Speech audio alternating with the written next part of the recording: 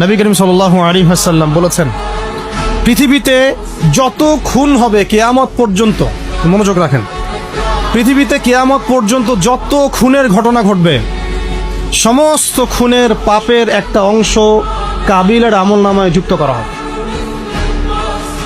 এখানে কে সফল? মহাকাব্য কে রচনা করেছে, হাবিল না কাবিল? আল্লাহ পাক আমাদেরকে শিক্ষা নেওয়ার তৌফিক দান। নূহ আলাইহিস সালামের যুগে নূহ আলাইহিস সালামের একজন সন্তান, সে ঈমান নিয়ে আসে নাই। বাবা তাকে ডাকছেন, আল্লাহর গজব চলে আসবে, তুমি তাড়াতাড়ি নৌকায় উঠো।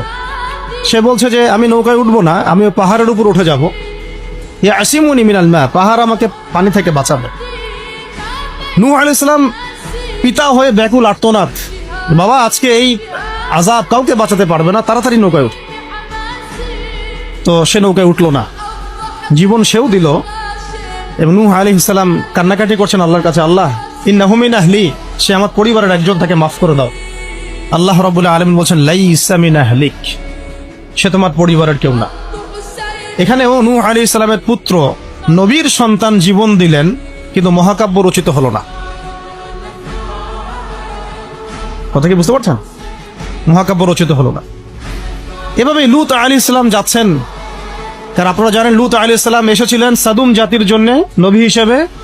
ওই জাতির মূল পাপই ছিল সমকামিতা, যেটাকে এখন আমরা সো কল্ড ট্রান্সজেন্ডার, তারপরে এলজিবিটি এইসব ইস্যুর মধ্যে নিয়ে আসছি। আর এটা পশ্চিমাদের একটা বড় এজেন্ডা, বাংলাদেশে এটাকে বাস্তবায়ন করা। এই জন্য তারা পশ্চিমার কিছু সেবা দাসকে তাদের মাথার উপরে নিয়েছে এটাকে বাস্তবায়ন করার জন্য। এবং যত সুদী এনজিও আছে এদের একটা বড় অংশ এর সাথে সম্পৃক্ত।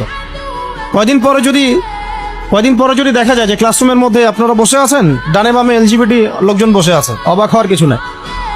ওইদিকেই জাতিকে নিয়ে যাওয়ার চেষ্টা তারা করছে, কিন্তু ইনশাআল্লাহ আমরা সেটা হতে দিব না। আমরা সেই লূত আলাইহিস সালামের যুগে আল্লাহর পক্ষ থেকে যে শাস্তি আসছে, ওই শাস্তিকে আমরা আসতে দিব না ইনশাআল্লাহ।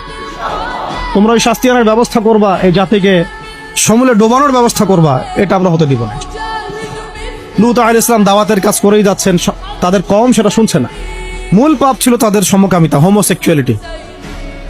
আল্লাহ পাক এমন ভাবে তাদেরকে ধ্বংস করেছেন যেভাবে অন্য কোনো কওমকে করেন নাই। আসমান থেকে ফেরেশতা পাঠিয়ে জর্ডানে দেখবেন ডেড সি, মৃত সাগর, ওই জায়গাটা আছে এখনো, ওখানে সাদুম গোত্র বাস করতো। পাখা দিয়ে ফেরেশতারা তাদের পাখা দিয়ে ওই জায়গাটায় এইভাবে উঠিয়ে আসমানে উঠিয়ে আসমান থেকে পাথর বর্ষণ করে এদের সবাইকে থ্যাতলা করে আবার উল্টা দিকে দাফন করে দেওয়া হয়েছে। এমন শাস্তি পৃথিবীর ইতিহাসে কাউকে দেওয়া হয়নি। তো আমরা কি বাংলার জমিন এই শাস্তি ডেকে নিয়ে আসতে যাচ্ছি? সবাইকে এই ব্যাপারে সোচ্চার হতে হবে। আল্লাহ পাক আমাদেরকে বোঝার তৌফিক দান করে।